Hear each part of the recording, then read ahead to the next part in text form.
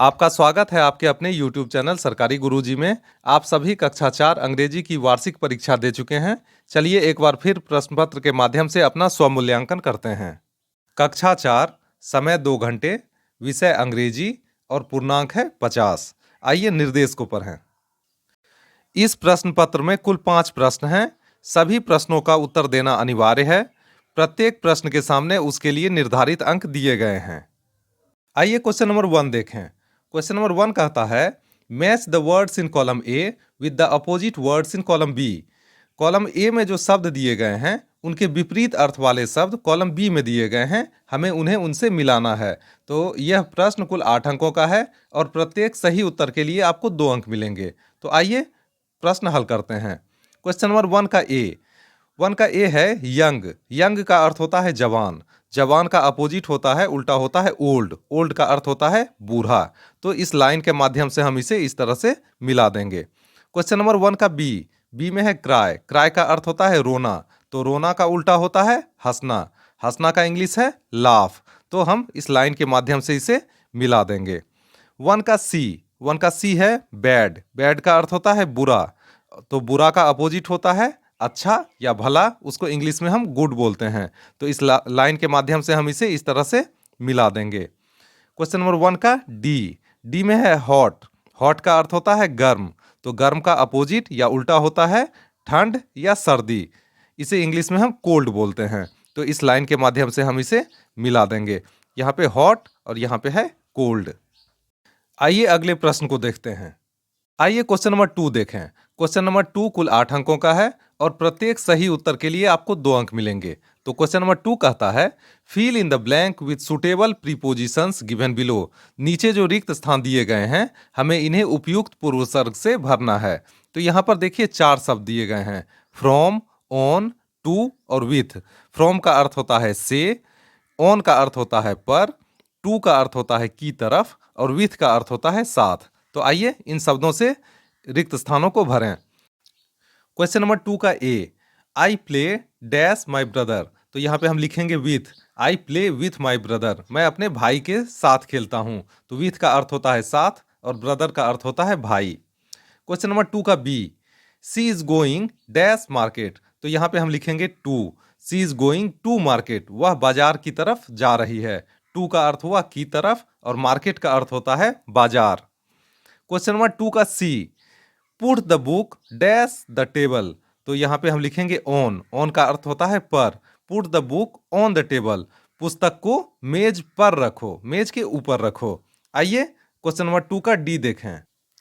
Shyama is coming dash Patna. तो यहाँ पे हम लिखेंगे फ्रॉम। फ्रॉम का अर्थ होता है से। Shyama is coming from Patna. Shyama Patna से आ रही है। आइए अगले प्रश्न की ओर बढ़ते हैं। आइए क्वेश्चन नंबर 3 देखें। क्वेश्चन नंबर 3 कुल 8 अंकों का है और प्रत्येक सही उत्तर के लिए आपको 2 अंक मिलेंगे। तो आइए क्वेश्चन नंबर 3 देखें। Write T for true and F for false statement. सही के लिए टी लिखना है और फॉल्स के लिए, गलत के लिए हमें एफ लिखना है। यहाँ पे ट्रू का अर्थ होता है सही, फॉल्स का अर्थ है गलत और स्टेटमेंट्स का अर्थ होता है विवरण। तो आइए 3 का देखें।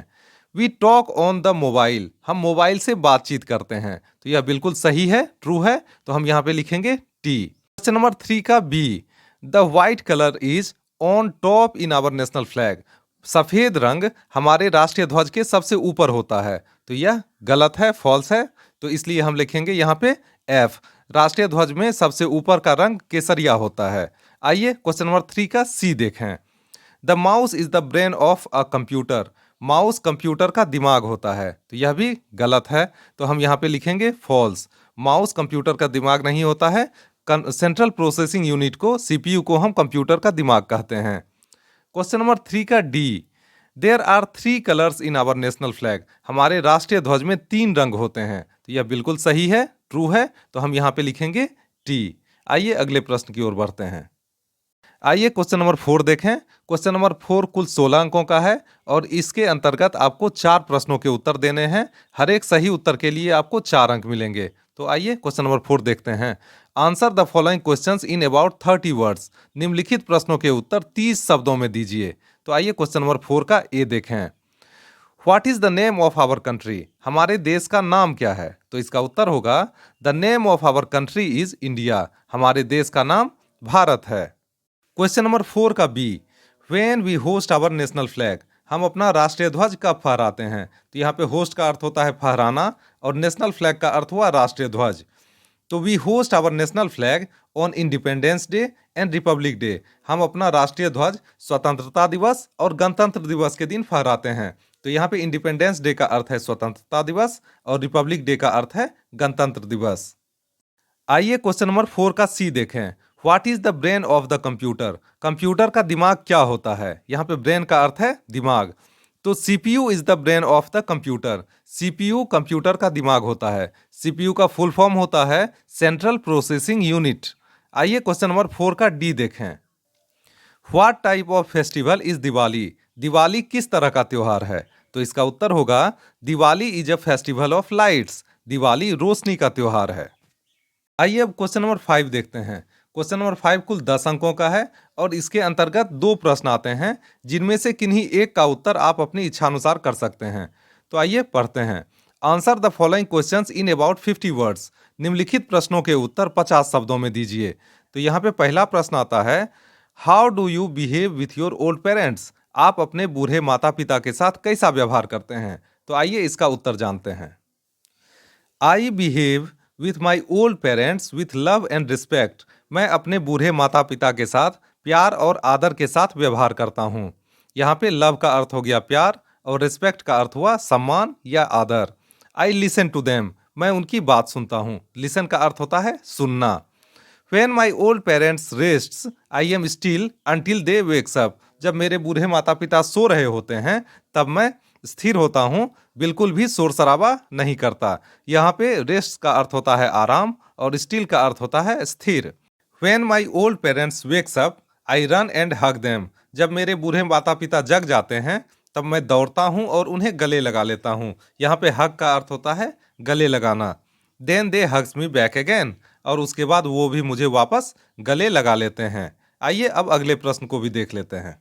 अगला प्रश्न है, write a paragraph on our national flag, हमारे राष्ट्रीय ध्वज पे एक अनुच्छेद लिखिए। आइए अब इसका उत्तर जानते हैं। तिरंगा इज आवर नेशनल फ्लैग, तिरंगा हमारा राष्ट्रीय ध्वज है। There are 3 colours in our national flag, हमारे राष्ट्रीय ध्वज में 3 रंग होते हैं। The 3 colours of our national flag are saffron, white and green, हमारे राष्ट्रीय ध्वज के 3 रंग हैं, केसरिया, सफेद और हरा।